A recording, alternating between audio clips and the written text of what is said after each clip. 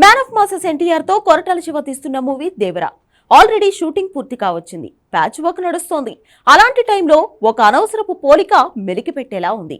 RRR తో global star గా మారిన ఎన్టీఆర్, చరణ్ ఇద్దరికి పాన్ ఇండియా లెవెల్లో రెండో పరీక్ష ఎదురవుతోంది. అలాంటప్పుడు ప్రమోషన్ లో ఎమోషన్ క్యారీ అవ్వాలి. అక్కడే కొరటాల శివ పొరపాటు చేస్తున్నాడా అన్న డౌట్లు పెరిగాయి. ఆ విషయంలో ఎన్టీఆర్ అడుగు ముందుకేసి ఫ్యాన్స్ ని, మార్కెట్ ని కాపాడే గట్టి ప్రయత్నాలే చేస్తున్నాడు. అవేంటో మీరే చూసేయండి.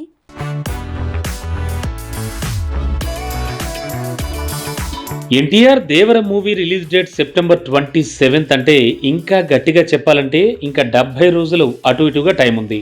ఈలోపు ప్యాచ్ వర్క్ పూర్తి చేయాలి, సాంగ్ షూటింగ్ పూర్తి చేసి పోస్ట్ ప్రొడక్షన్ పనులు పూర్తి చేయాలి. అన్నింటికంటే ముఖ్యంగా అన్ని భాషల్లో క్వాలిటీ డబ్బింగ్ పనులు చేయించాలి. ఆ తర్వాతే ప్రమోషన్ కోసం టైం కేటాయించాలి. కానీ కేవలం ఒకే ఒక పాట, చిన్న గ్లింప్స్ వదిలి ఊరుకుంది ఫిల్మ్ టీం. కనీసం షూటింగ్ తాలూకు అప్డేట్స్ కానీ మరేమీ కానీ ఇవ్వట్లేదు. కనీసం మేకింగ్ వీడియో అయినా వదలలేదు. ఇదంతా చూస్తుంటే కల్కి దారిలోనే దేవర టీం నడుస్తోందంటున్నారు. కల్కికి ప్రీ రిలీజ్ ఈవెంట్ లేదు. ఏదో ముంబైలో చిన్న ప్రెస్ మీట్ లాంటిది తప్పిస్తే మరో ప్రమోషనల్ ఈవెంటే లేదు.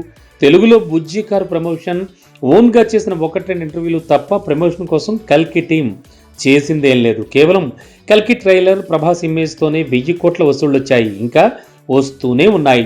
సలార్ టైంలో కూడా ఇలానే ప్రమోషన్ లేకున్నా 700 కోట్ల వసూళ్లు వచ్చాయి. ఇలా కంటెంట్ మీద నమ్మకం ఉండి ప్రమోషన్ లేకుండా దేవరని విడుదల చేద్దామని కొరటాల శివ అనుకుంటున్నాడా? అలా అనుకుంటే పెద్ద తప్పు చేసినట్లే.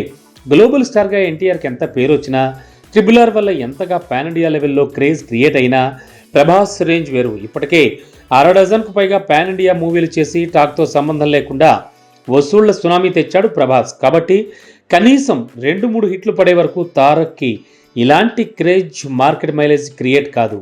అంతవరకు తన ప్రతి పాన్ ఇండియా మూవీని గట్టిగా ప్రమోట్ చేసుకోవాల్సిందే. అందుకే కల్కి దారిలో కాకుండా దేవర ప్రమోషన్కి కొత్త దారి వెతికే పనిలో ఉన్నట్ట తారక్. ముంబై, చెన్నై, హైదరాబాద్, కర్ణాటక, యుఎస్లో ప్రమోషనల్ ఈవెంట్స్ ప్లాన్ చేశాడట.